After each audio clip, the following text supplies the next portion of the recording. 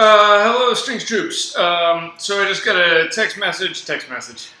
Jupiter message from Leo that he broke a string and he got a replacement. So first on that, if you break a string, I have some replacement strings if you're coming into school, but if you're fully remote, you should probably just buy one, especially because individual strings are pretty cheap. You can get them for $5 or $6. If you can, buy them from Diodario, which is a New York-based company. And try not to use Amazon, although Amazon's taking over the world, so that might be your only alternative. But if you can avoid that, that'd be good. Okay, so anyway, I'm going to take the top string off this violin to demonstrate replacing a string. Here we go.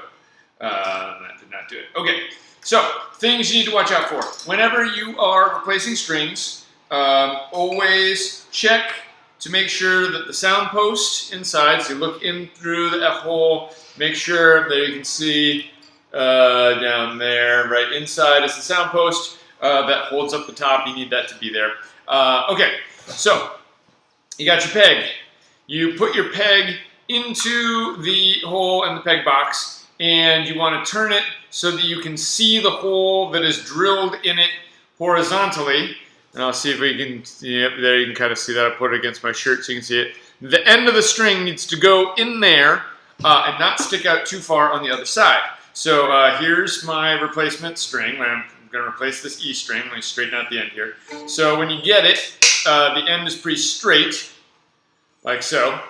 So get it right up in the camera here. I'm going to use my shirt as a background. Okay, there's the end of the string. And so I'm going to put the end of the string, there we go, into that hole, right? Only about yay far, right? Can we see that? Yeah, you don't want it sticking way out the end like that. That's no good, right? Just a little bit. And you're gonna do that in the peg box, which is a little tricky. So here we go. I'll try and scoot over so you can actually see this. And this will be difficult because it's a twisty string. So straighten out the end, which should already be like that. And I pull the peg so that the hole is not like in between the other strings, because then you get a tangle and it doesn't work. So you want to do it right against the edge so it's not interfering. And now I got it in there, and so then I turn the peg and start wrapping the string around the peg and get it around a couple of times just like that. I've gone around 2 complete rotations up there, so it can't slip. Now I got the string in my hand. Now I push the peg all the way through so it sticks. Then I hold the string in place up here at the nut and come down to the other end, and I look at how far I got to go. So I got a good, 4 inches there. So I'm gonna crank this a couple of more full rotations. 1, 2, terrific. Let's see where we're at now. We still got another couple of inches. So I'm holding with my thumb and spinning up there. We're doing full rotations up there, and you can't break anything. 1 more full rotation. Okay, cool. Now you can see the ball at the end of the string is about the same length as where it goes in the tailpiece. And so you take this ball while you still have some slack, and you put it into this little catch here, and it locks in. And now this gets a little tricky. You want that to stay in there while you crank the top. So I'm gonna now scoot back so you can see this. Kind of lay flat a little bit and keep tightening while I'm watching down here. And this particular, I think this might have been Leo's violin at one point, is missing a little green sleeve. So it's like a little green plastic sleeve on the string that keeps the string from slicing into the bridge. And this one doesn't have it, so I took this little piece of paper to replace it. So I'm putting this little piece of paper on the bridge, and then the string is going to go over that. And there's a little notch carved in the bridge where that goes. So I'm going to get it a little closer so we got some tension. Great. Let me slide that in there. Terrific. And now it's like pretty close. So I just go now until I get full tension, but it's not in tune. Just sort of like stay in place. All right. Now I'm going to adjust that so it's in the slot. There it pops into the slot. And so now I've got it on there, right?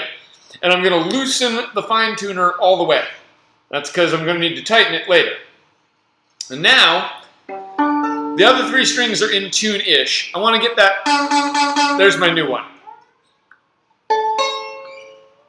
That's about there.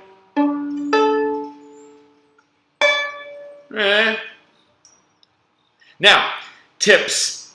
As I'm doing this, and I scoot back, don't put your face here while you're tightening it, because if the string breaks, it'll kick back and hit you in the face. I'm doing it about here, so I got some distance between my face and the instrument, right? You could also do it on your leg if you're paranoid. You could also kind of do it like this. Don't put your face close to the string while you're tightening it. You're going to wind up with a string in your face, and if you're not wearing glasses, you can poke your eye, and nobody needs that. So now, I'm to the point where the string's pretty close, so now we're into normal tuning territory.